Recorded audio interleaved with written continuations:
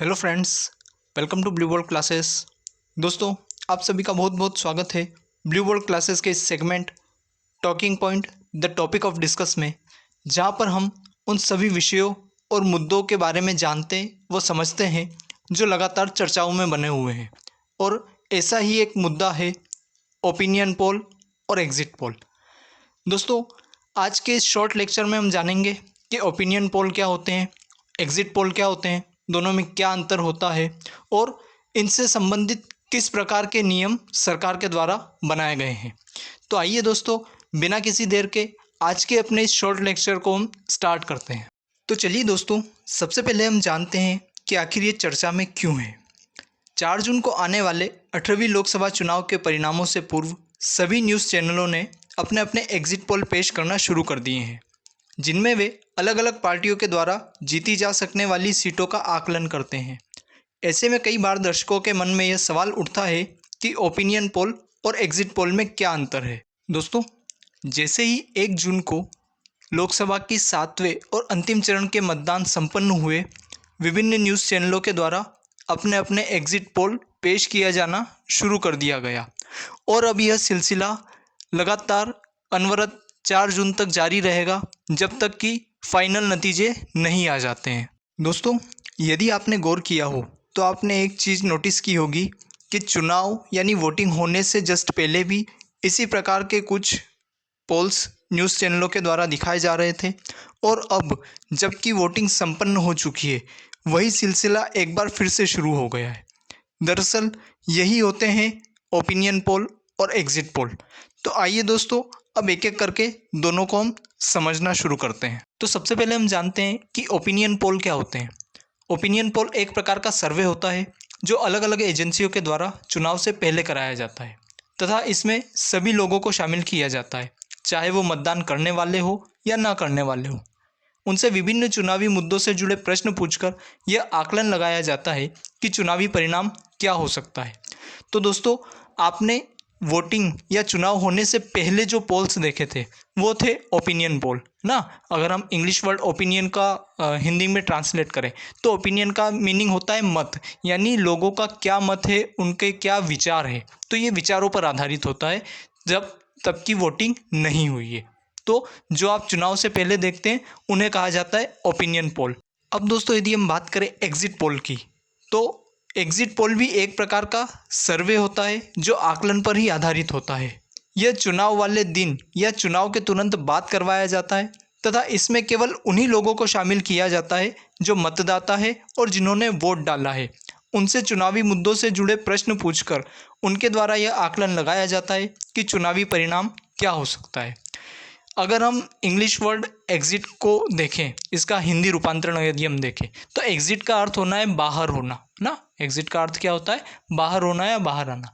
यानी जब voter vote डालकर बाहर आ चुका होता है, तब उससे उसका मत जाना जाता है, उसका विचार पूछा जाता है कि किस आधारों पर उसने अपना वोट डाला है, और उस बेसिस पर फिर एक रिकॉर्ड तैयार किया जाता है और ये अनुमान लगाया जाता है कि जो फाइनल रिजल्ट होगा वो क्या हो सकता है। तो एग्जिट पोल जो होता है वो जब वोट डल चुका होता है, उसके बाद मतदाताओं से उनके विचारों के आधार पर जो डाटा कलेक्ट होता है उसके द्वारा निर्मित होता है। इसीलिए इसे एग्जिट पोल कहा जाता है, यानी तब का मत जब वो वोट देकर बाहर आ चुका होता है।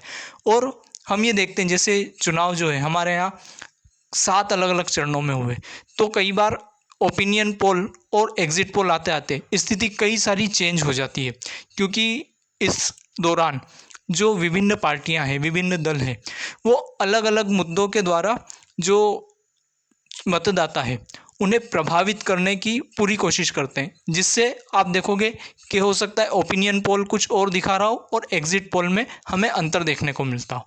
तो एग्जिट पोल जब मतदाता वोट डालकर बाहर आ चुका होता है तो उसके द्वारा उसके मत पर जो आधारित होता है वो एग्जिट पोल होता है, और चुनाव से पहले, वोटिंग होने से पहले जो आप पोल्स देखते हो वो ओपिनियन के पोल कहलाते हैं। तो अभी जो आप देख रहे हैं ये एग्जिट पोल है। अभी जो आपको 4 जुलाई तक जो विभिन्न एग्जिट पोल्स हैं वो दिखाए जा रहे हैं न्यूज़ चैनलों के द्वारा। यहाँ एक बात का और हमें ध्यान रखना चाहिए कि चाहे ओपिनियन पोल हो या एग्जिट पोल, ये सिर्फ आंकड़ों पर आधारित अनुमान है।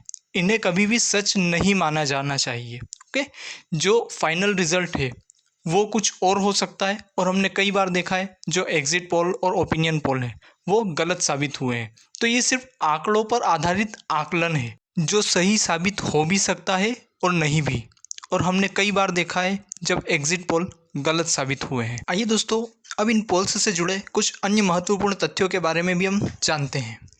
चुनावी सर्वे की शुरुआत संयुक्त राज्य अमेरिका में 1936 में हुई, जब जॉर्ज गैलप और क्लाउड रॉबिन्सन ने न्यूयॉर्क शहर में एक चुनावी सर्वेक्षण किया, जिसमें मतदान करके बाहर निकलने वाले मतदाताओं से पूछा गया कि उन्होंने किस राष्ट्रपति पद के उम्मीदवार को वोट दिया है।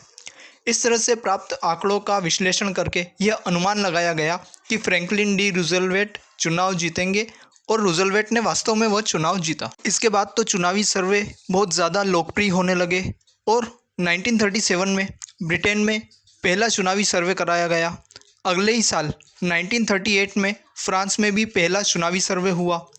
एग्जिट पोल की शुरुआत नीदरलैंड के समाजशास्त्री और पूर्व राजनेता मार्सेल वॉन डेम ने की थी। वॉन डेम ने पहली बार 15 फरवरी 1967 को इसका इस्तेमाल किया था। उस समय नीदरलैंड में हुए चुनाव में उनका आकलन बिल्कुल सटीक रहा था। दोस्तों, यदि हम बात करें भारत में एग्जिट पोल की शुरुआत की, तो भारत में एग्जिट पोल की शुरुआत Indian institute of public opinion यानी IIPO के प्रमुख एरिक डी कोस्टा ने की थी। 1996 में एग्जिट पोल सबसे अधिक चर्चा में आए। उस समय दूरदर्शन ने centre for the study of developing societies यानी CSDS को देश भर में एग्जिट पोल कराने के लिए अनुमति दी थी। 1998 में पहली बार टीवी पर एग्जिट पोल का प्रसारण किया गया, और तब से लेकर आज तक यह सिलसिला निरंतर जारी है। अब यदि दोस्तों हम बात करें एग्जिट पोल से जुड़े हुए नियमों के बारे में, तो जो चुनाव आयोग है, भारतीय चुनाव आयोग, उसके द्वारा एग्जिट पोल से जुड़े हुए कुछ नियम बनाए गए हैं जो इस प्रकार हैं। इन नियमों का उद्देश्य मतदाताओं को धोखा देने या चुनावी प्रक्रिया को प्रभावित करने से रोकना है। एग्जिट पोल के परिणामों को मतदान के दिन प्रसारित नहीं किया जा सकता है। एग्जिट पोल के परिणामों को मतदान के बाद प्रसारित करने के लिए सर्वेक्षण एजेंसी को चुनाव आयोग से अनुमति लेनी होगी। एग्जिट पोल के परिणामों को प्रसारित करते समय सर्वेक्षण एजेंसी को यह स्पष्ट रूप से बताना होगा कि ये परिणाम केवल एक अनुमान है, वास्तविक परिणाम नहीं। इसीलिए दोस्तों, एग्जिट पोल्स को आप एक सिर्फ अंदाजे के तौर पर देखिए, उन्हें असली परिणाम मानने की भूल ना कीजिएगा। तो दोस्तों, ये था हमारा आज का शॉर्ट वीडियो लेक्चर, जहाँ पर हमने ओपिनियन पोल और एग्जिट पोल में अंतर को समझा, दोनों से जुड़े हुए नियमों के बारे में जाना, इनके इतिहास को समझा। उम्मीद करता हूँ दोस्तों आपको ये शॉर्ट वीडियो लेक्चर पसंद आया होगा।